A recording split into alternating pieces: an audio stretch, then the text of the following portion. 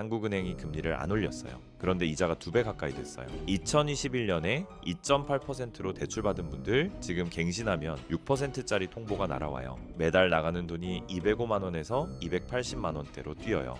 월급은 30만 원 올랐는데 어떻게 이게 가능한 건지 저도 처음엔 이해가 안 됐거든요. 잘못한 것도 없어요. 당시엔 맞는 판단이었거든요. 그런데 왜 이렇게 됐는지 그리고 지금 뭘 해야 하는지 같이 봐요. 일단 2021년으로 잠깐 돌아가 볼게요.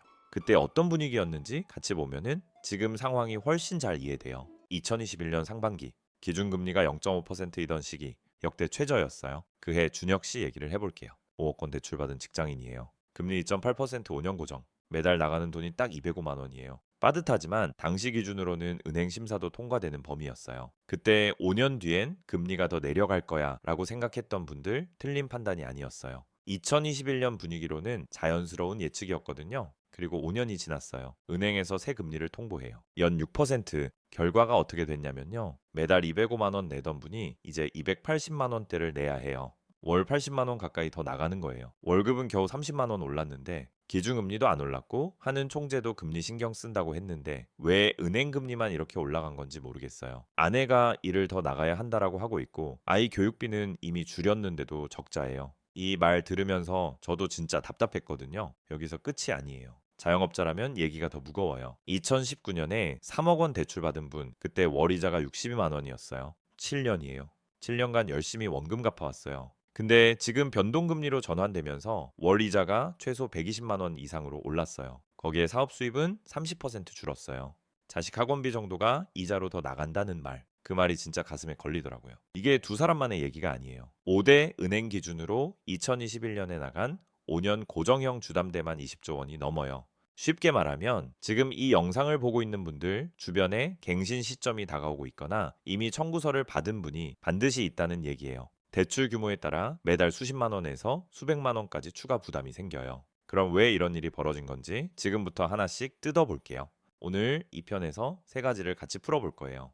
첫 번째, 왜 하느니 금리를 안 올렸는데 내 이자는 2배 가까이 됐냐? 두 번째, 2021년에 집산 준혁 씨가 진짜 잘못한 건지. 세 번째, 그리고 제일 중요한 거. 지금 대출 있는 분이 오늘 당장 할 수 있는 것들. 첫 번째부터 바로 들어갈게요. 올해 주담대 금리가 3년 5개월 만에 7%를 돌파했어요. 언론에서 가장 많이 나온 이유는 중동 전쟁이에요. 2026년 2월 28일 미국과 이스라엘이 이란을 공습하면서 전쟁이 시작됐고 이란이 호르무즈 해협을 봉쇄하면서 유가가 폭등했거든요. 전쟁 전 60달러 후반대이던 유가가 약 5에서 6주 만에 110달러를 넘어섰어요. 유가가 오르면은 인플레이션 우려가 생겨요. 인플레이션 우려가 생기면은 투자자들은 채권을 살 때 더 높은 수익률을 요구하거든요.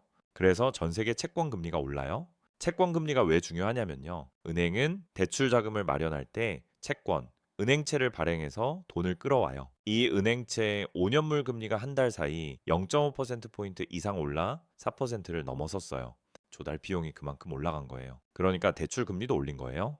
당연한 수순이에요. 근데 여기서 이상한 게 있어요. 기준금리는 안 올랐는데 왜? 한국은행 기준금리는 2.5%로 동결이에요. 기준금리 안 올랐는데 대출금리는 올랐어요. 어떻게 이게 가능하냐고요. 기준금리랑 대출금리는 직접 연결된 게 아니에요. 기준금리는 한국은행과 은행들이 초단기로 돈을 빌리고 빌려줄 때 적용하는 금리예요. 주담대는 보통 5년, 10년, 20년짜리 장기 대출이거든요. 이건 5년물 채권금리랑 연동돼요.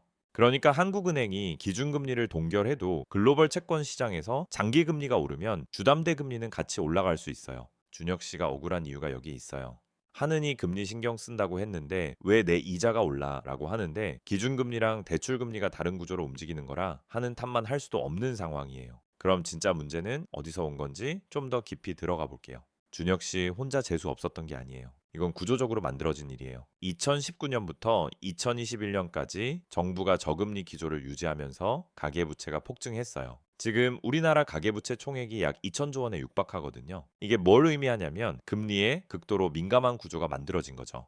0.1%포인트만 올라도 전국에 연간 수조 원의 이자 부담이 늘어나는 구조. 2021년 저금리 때 집 산 사람들이 많아진 건 자연스러운 반응이었어요. 근데 정부가 저금리로 풀어놓은 돈이 부동산으로 몰렸고 가계부채를 쌓았고 나중에 금리 충격을 받을 때 완충 여력이 없어지는 구조가 됐어요. 미국은 30년 고정이 일반적이라 이런 갱신 충격이 없어요. 우리나라는 5년, 10년 고정이 많아서 주기적으로 갱신 충격이 오는 구조잖아요. 그게 지금 한꺼번에 터지고 있는 거예요. 이 부분도 같이 봐야 해요. 은행이 가상금리, 대출 기준금리 위에 추가로 얻는 금리죠. 이 가상금리를 올리고 있어요. 올해 들어 고액 대출을 중심으로 추가 가상금리를 부과하기 시작했거든요. 왜냐고요? 경제가 나빠지면은 대출이 부실해질 위험이 커지니까 그 위험 비용을 금리에 얻는 거예요. 거기다 조달 비용이 올라갔으니까 마진도 지켜야 하죠. 틀린 말이 아니에요. 제도 안에서 움직이는 거니까요. 근데 그 결과가 준혁 씨한테는 내달부터 80만 원 더 내셔야 합니다로 왔잖아요.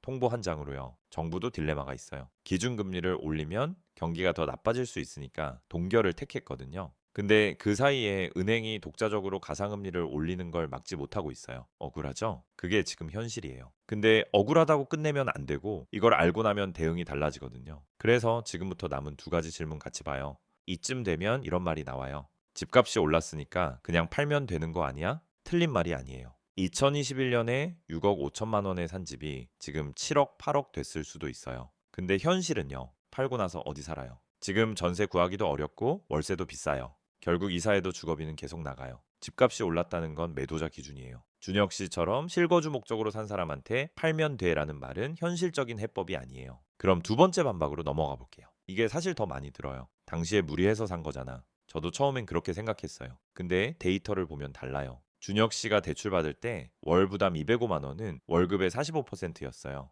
당시 은행 대출 심사 기준으로도 통과되는 수준이었어요. 무리한 대출의 기준이 당시엔 지금과 달랐던 거예요. 정부가 저금리로 경기를 부양하면서 대출 심사 기준도 완화됐고 그 결과로 준혁 씨 같은 사람들이 대출을 받은 거예요. 5년 뒤 금리가 2배 될 거라고 예측한 사람이 얼마나 있었냐고요? 저도 몰랐어요. 그냥 그 시대의 그 구조 안에 있었던 거예요. 그럼 지금 뭘 해야 하냐? 제가 제일 중요한 것부터 얘기할게요. 제일 먼저 할 건 딱 하나예요. 내 대출 갱신 날짜가 언젠지 지금 당장 확인해 보세요. 계약서 없어도 은행 앱에서 바로 나와요. 모르는 분들 진짜 많거든요. 갱신이 6개월 이내면 지금 당장 움직여야 해요. 그 다음엔 고정이냐 변동이냐 선택해야 하죠. 앞으로 금리가 확 내려갈 보장이 없거든요. 중동 상황이 어떻게 될지 모르니까요.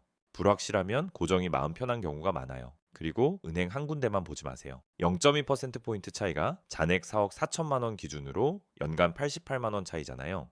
여러 은행에 연락해서 비교해 보는 게 진짜 중요해요. 단 중도 상환 수수료가 얼마인지 꼭 같이 계산해 보세요. 이득이 날아갈 수 있거든요. 마지막으로 카드 빚 있으면은 그게 먼저예요. 카드 금리는 보통 15에서 18%예요. 주담대보다 훨씬 비싼 돈이죠. 비상자금 3개월치는 건드리지 말고 나머지로 카드부터 없애는 게 순서예요. 오늘 얘기 정리하면 세 가지예요.